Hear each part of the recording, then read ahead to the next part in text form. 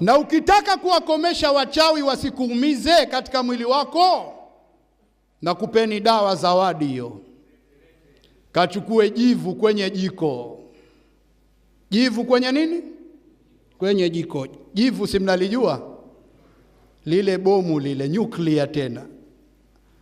Unalichukua jivu kwenye jiko, unalitia kwenye bakuli, unalikamulia ndimu, unalipiga alamnashraha 7, halafu jipake kwenye mwili wako usiku.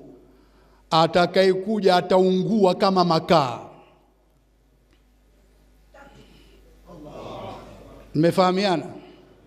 Mimi mwenzenu nimefungua mtambo wa kuwakamata wachawi.